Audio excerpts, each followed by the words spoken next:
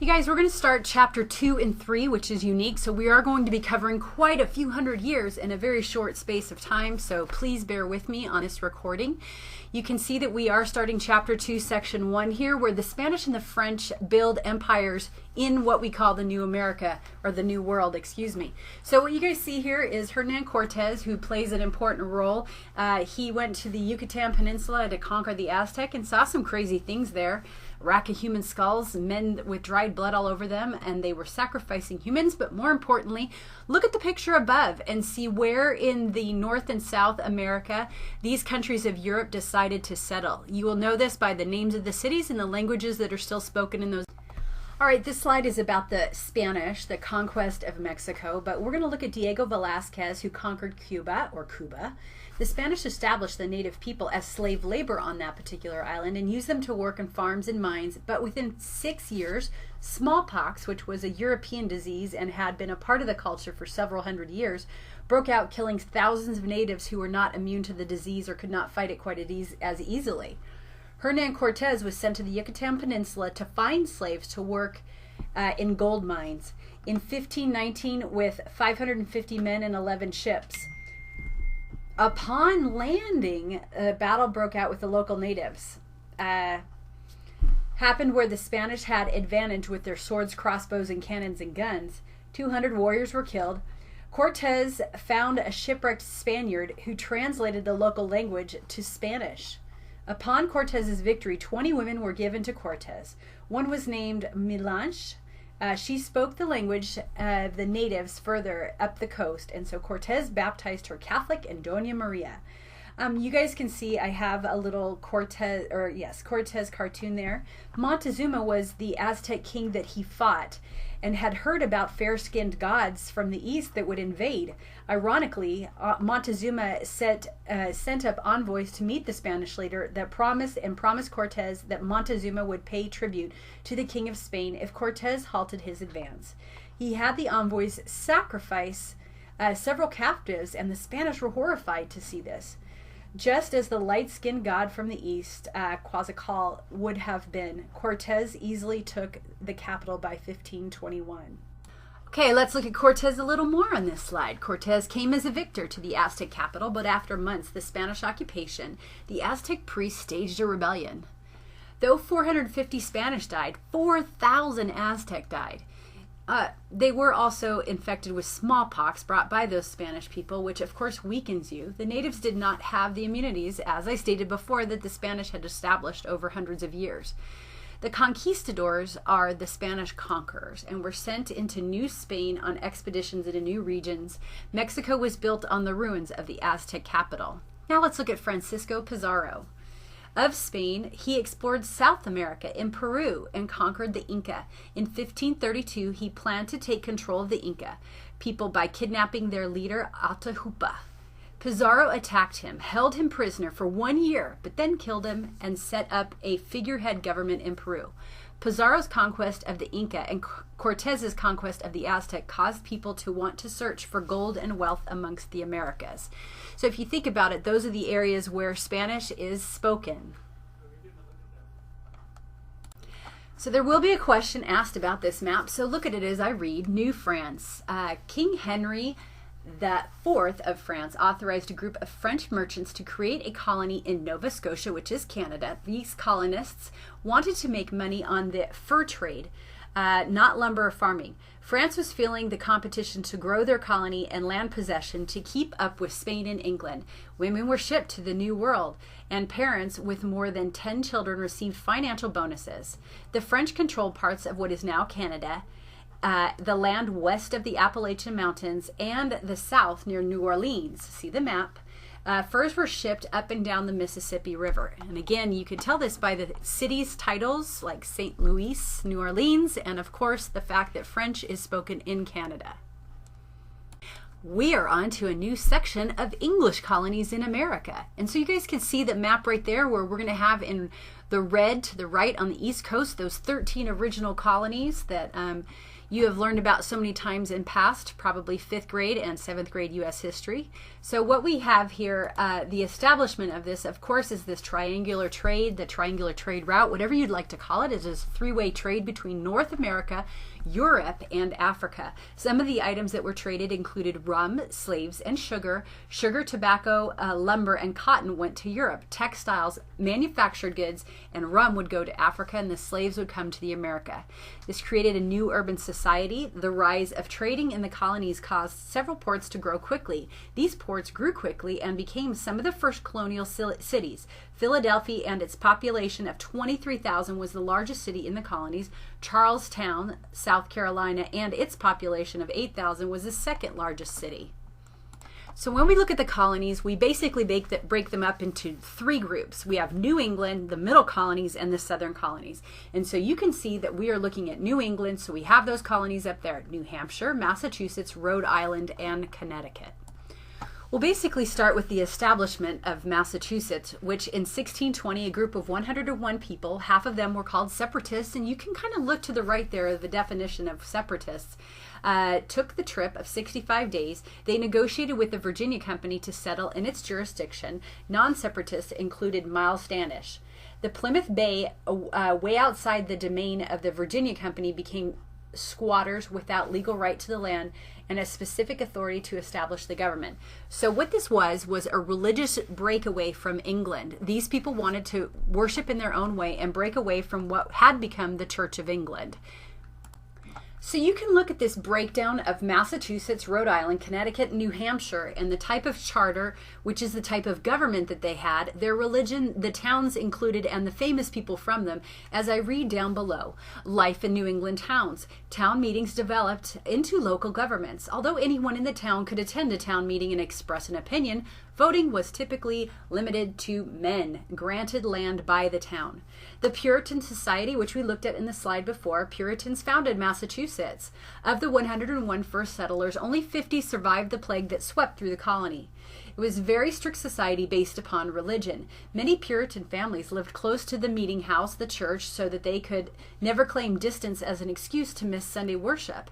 Although they are listed as very strict people, many Puritans drank rum and enjoyed music and liked to wear brightly colored clothes to show their wealth.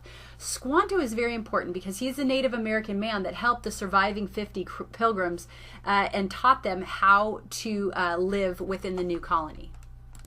People often ask you, what do you want to be when you grow up? Well, I thought I'd add a slide that would show you in New England how many people made their money.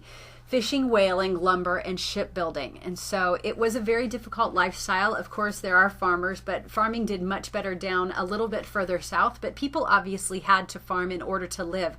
There were no supermarkets to go shopping at.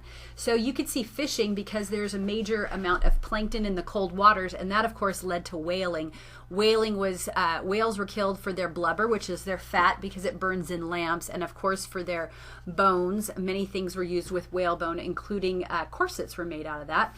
Lumbering, the trees are very tall and could build tall masts for shipbuilding, and that was good for the Royal Navy, which is the Navy for England, in order to build the ships to create a larger navy for them. Now what we're going to do is kind of look at the middle and the southern colonies together, but please feel free to break these up and research as you guys want to. So the southern economy was based upon cash crop. From the beginning of the colonies, the southern colonies developed an economy based upon commercial agriculture. Remember this, and cash crop. As early as Jamestown, tobacco became the South's first successful cash crop. A crop grown primarily for the market and not typically eaten directly as a food source. So for example, tobacco and cotton cannot be eaten, and you would not ever eat it. You would die if you ate tobacco. So it's not corn, it's not wheat or anything like that. Another example will eventually make an impact on southern, will of course be cotton. Subsistence farming only enough food to feed your family, and corn, beans, and potatoes, rye, and barley were of that particular group. Tobacco was imported by England. You guys can see that. It becomes, of course, a bad habit. Plantations are large commercial estates where many laborers lived on the land and cultivated the crops For the landowner, the Chesapeake Bay was the perfect geography for growing tobacco. The bay easily allowed for landing and shipping of cargo. There was less roads in the area because water was used for travel. Even the way that these colonies were set up in the South actually goes on hundreds of years later and establishes, one of the reasons why the South lost the war in the way that it wasn't able to ship soldiers as quickly around during the Civil War. So here we have a breakdown of information. Let's look over here at the indentured servants. In the indentured servant system, colonists in America agreed to pay the cost of transporting the servants to the colonies and promised to provide food, clothing, and shelter to them until their indentures or labor contracts expired.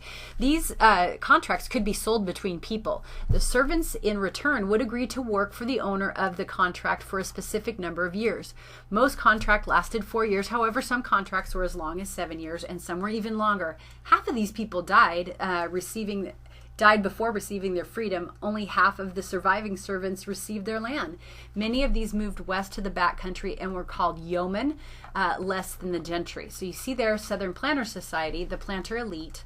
The wealthy landowners, sometimes referred to as the Southern gentry, where gentleman comes from, they represented their communities in the governing councils and assemblies, commanded the local militias, and served as county judges. You could think of George Washington here.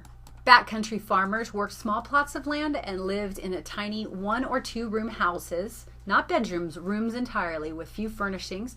Although these farmers grew some tobacco, they also practiced subsistence farming, meaning that they had enough food to feed their family. Bacon's Rebellion, a crisis over land. The most important issue for most of the colonists involved land. Land made you who you were. You weren't anybody unless you owned land. And people in this particular class of society didn't typically own land in Europe, but they could here. The most important issue in the most colonists involved land. Indentured servants and tenant farmers wanted to acquire land. Many backcountry farmers also wanted to expand their holding. So I mentioned Nathaniel Bacon on the last slide. In April of 1676, a group of backcountry farmers met to discuss the situation. At the meeting, Nathaniel Bacon organized his own military or militia and attacked the Native Americans. Governor Berkeley would flee Jamestown and raise an army to battle Bacon. Bacon eventually became sick with dysentery, which is extreme diarrhea, and you lose all your fluids and die of dehydration, while hiding in the swamp, and he died. Without his leadership, the army rapidly disintegrated and the governor was placed back into power before being sent back to England. Slavery, because of this, increased in Virginia because they felt that the slaves would not revolt like these previously indentured servants had. Bacon's rebellion accelerated the existing trend in Virginia, the use of enslaved Africans instead of indentured servants to work the field. After the rebellion, the number of Africans brought to the colony increased dramatically. Many preferred slaves because they did not have to be freed and therefore never could own land and never could revolt. The first slaves could earn freedom, and often their children were not slaves. If they converted to Christianity, slaves were often freed. Not being a Christian was the initial excuse to enslave Africans, not race. Eventually, by 1705, race was the reason used for hereditary slavery.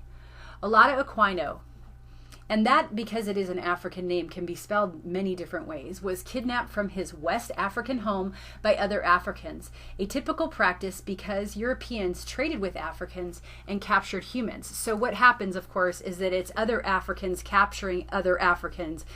They didn't often let the Portuguese who started the slave trade off of the boats or past the shore in order to do this. He won his freedom and wrote about his trip from Africa to the Americas, known as the Middle Passage, and you will be answering a question on this. This slide also shows you the number of slaves in each of the colonies. Please take the time to research slavery in the Americas further beyond what we're learning here. You guys can see the Middle Passage, 10 million Africans reached the Americas. You guys can also see that Brazil had the most slaves, and the Portuguese did that. And you guys can see some of the conditions here. It's obviously very difficult to give you a good picture of something so terrible when we're doing online education. Here we're moving on to the growth of the Middle Colonies. The Middle Colony merchants began selling wheat and flour to colonies in the Caribbean. And you guys can see the wheat boom down there with the population growing and the climate getting warmer in Europe, as well as the flood of immigrants into the Middle Colonies. The demand for wheat to feed people greatly increased, with the demand for wheat prices of the product doubled, bringing a surge of prosperity to these Middle Colonies. Mercantilism, the Navigation Acts. The act passed by English Parliament to generate wealth for England by using the colonies. The act stated all goods imported or exported had to be carried by English ships. And 3/4 of the ship's crew had to be English. The act also listed specific things that could only be sold to England and other English colonies. These acts also listed specific things that could only be sold to England. Oh, I just read that twice. These acts robbed colonial planters of their profit, because obviously profit is made by competition. I know you've been wondering, what are these Middle Colonies? So you guys can see, if you ever lived, visited, or temporarily drove through any of these colonies, you were in a Middle Colony: New York, New Jersey, Pennsylvania, or Delaware. You guys can see York and Jersey. It's very interesting because if it's got new in front of it, there must be an old. And York and Jersey, of course, Jersey cows, are all found in England. So you would think that New York would have been settled by the English. Technically, it was originally called New Netherlands and established by the Dutch. Fur trade was their major industry.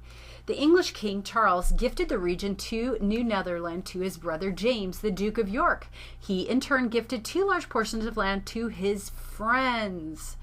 One of his friends was from the island of Jersey, giving the name of the colony New Jersey. Pennsylvania and Delaware. King Charles owed the senior William Penn money. Penn died before collecting it, so he paid Penn Jr. the debt in the form of land, so that Penn, a Quaker, could practice his religion freely. So basically, Quakers, you can look at their belief system. Go ahead and Google Quaker so you can see that. There was no political or religious authority. Philadelphia, the city of brotherly love, is the capital that grew out of this philosophy. As Penn's colony grew, he bought 3 counties south of Pennsylvania from the Duke of York that became Delaware. It's always interesting to see where we get these names. And so the Carolinas, North Carolina, is named after King Charles the First and King Charles II of England. The name Carolina comes from the Latin word Carolinus, meaning of Charles. Of Charles. Georgia, who was the colony named for? King George II. He gave the land to James Oglethorpe to establish a place where people in prison for being in debt could start over. That is called debtor's prison. Initially, slavery, rum, and brandy were banned. Other states named for sovereigns. Louisiana, named after the King Louis of France. Virginia, and thus West Virginia, named for Elizabeth I, who was called the Virgin Queen. She was called that. Maryland, named for Queen Mary, Henrietta Maria, the wife of King Charles I of England. So basically, the concept of Enlightenment and the Great Awakening could be an entire semester of a college class, and here we're going to look at it in a slide which is greatly abbreviated. So, Enlightenment and the Great Awakening. The Enlightenment. Many Enlightenment thinkers believed that natural laws applied to social, political, and economic relationships, and that people could figure out these natural laws if they employed reason. John Locke was very influential in this movement. This basically establishes a very important part of U.S. history. The Great Awakening was the religious movement that pushed the colonists to be more religious. Stern leaders like Jonathan Edwards would give terrifying sermons and scare colonists and tell them they were not going to be chosen. The Great Awakening implemented many ideas that are still in power in American society today. So a little bit back again to the Enlightenment, you guys can see that within there, reason leads to individualism and science, and then from individualism we have liberalism, capitalism, wealth, freedom. Obviously, all of these words are used today. Some people think words like capitalism are bad words, or wealth is bad word. I think you probably all want to be wealthy, so I don't know how you might think that capitalism is bad, but these are things that you still talk about today. Pay attention, you're moving on to chapter 3 now. So we're only going to look at 2 slides in chapter 3. This is section 3, the Imperial System, problems with enforcement. In 1675, King Charles II realized that the merchants of Massachusetts routinely ignored the Navigation Acts, where all goods in and out of the colony had to be shipped on English ships, with 3/4 of the crew being English. We discussed this a little bit ago in a couple slides. Certain goods could only be sold to England, such as sugar, tobacco, lumber, cotton, and wool. This limited the colonies' ability to make money for their products and smuggled goods to Europe and the Caribbean and Africa because they would make more money that way. The Dominion of New England in 1686, the English government merged Massachusetts, Plymouth, Rhode Island together to create a new royal province called the Dominion of England. The following year, New Jersey and Connecticut were added. And by the spring of 1688, New York was added as well. This glorious revolution of 1688 was a bloodless revolution. King James fled, and William became the new King of England. The bloodless change became known as the Glorious Revolution. When William took the throne, he had to swear to obey the English Bill of Rights. This would eventually abolish the king's absolute power. The king also couldn't raise taxes or raise an army without the permission of Parliament. Parliament is the governing body within England, kind of like our Congress. The Glorious Revolution in America. William and Mary created the Royal Colony of Massachusetts. Under this charter, the people of Massachusetts were given the right to elect assembly. King William would allow the colony to have a governor, but the governor had to be appointed by the king. There is a college called William and Mary in Virginia. The legacy of John Locke. Remember, we talked about him under the Enlightenment. John Locke was a political reformer who claimed that all men were born with natural rights. These rights included life, liberty, and property. Remember, that sounds familiar. Somebody might use that in just a little while. Population growth. The birth rate was very high in the late 1700s. Most women gave birth to 7 children. Although giving birth to twice that number was not uncommon. I can't imagine. All right, guys, last slide of these 2 particular chapters. You've done well. Immigrants in colonial America. So you see German immigrants, Scotch-Irish, colonial Americans, Jewish population, Africans in the colonial American, oppression and resistance to those to being a slave. Most slaves were beaten and whipped by their plantation supervisors. However, with 100 Africans and only 5 white men overseeing them, many outbreaks of violence took place. We would always like to hear this. Of course, this does take a very long time to overthrow. So you guys can go ahead and read this a little bit. German immigrants arrive in Pennsylvania, Pennsylvania Dutch. You get all of these different titles that are founded in these areas, and then you get religions based around them that still exist today. So I hope you guys have enjoyed these 2 chapters combined together into one super